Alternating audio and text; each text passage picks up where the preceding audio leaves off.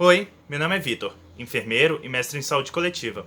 Nessa quarentena, curta esse canal, compartilhe esse vídeo e fique em casa. Hoje vamos falar sobre o debate entre saúde e economia. Será que não podemos aprender um pouco a partir das nossas experiências passadas?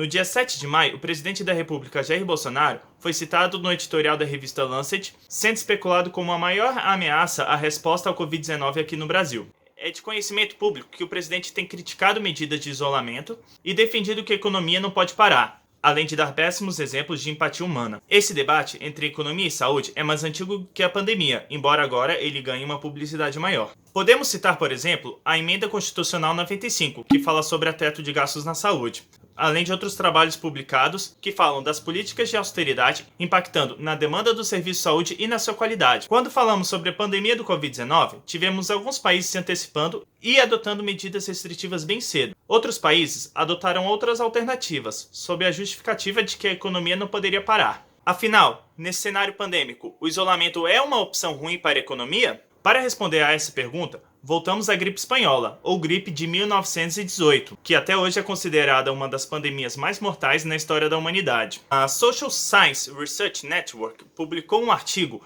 que analisa nos Estados Unidos as cidades e os estados em relação à forma que adotaram lá atrás intervenções não farmacológicas em saúde pública para mitigar os efeitos da gripe espanhola. Podemos considerar como medidas não farmacológicas o fechamento de escolas, teatros e igrejas, quarentena de casos suspeitos, restrição do horário comercial, o uso obrigatório de máscaras, isolamento de casos confirmados, medidas públicas de desinfecção e higiene, além da notificação da doença. O estudo explora a variação da velocidade e da intensidade dessas medidas em cidades de 30 diferentes estados. Lembrando que todas as cidades adotaram alguma medida de isolamento, algumas de forma mais lenta e menos rígidas, outras de forma um pouco mais rápidas e um pouco mais intensas.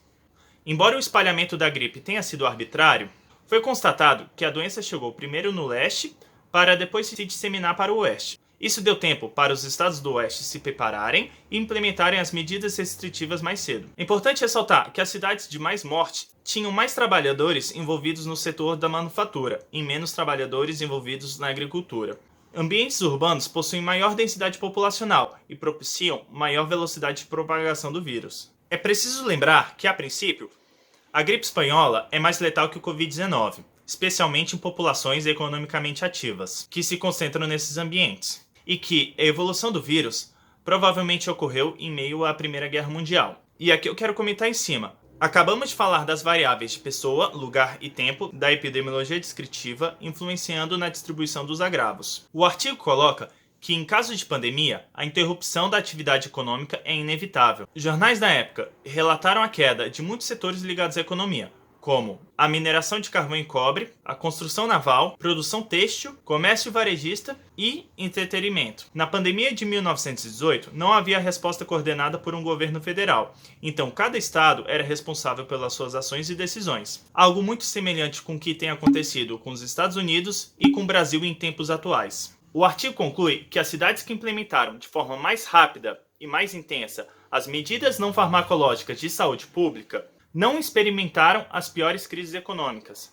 Muito pelo contrário, a economia melhorou, a curto e médio prazo, no período pós-pandêmico. De volta para 2020, é importante lembrar que muitos lugares que se mantiveram abertos não têm clientela, porque as pessoas estão adoecendo e estão morrendo. Além disso, muitos setores atingidos não vão voltar a se movimentar enquanto as pessoas não se sentirem seguras, como o turismo e as festas. Concluindo, penso que aderir às medidas de distanciamento é a melhor forma que temos de mitigar os efeitos da pandemia e voltarmos a nos encontrar mais rápido. A você que assistiu esse vídeo até aqui, meu muito obrigado. Por favor, fique em casa, quarentene-se.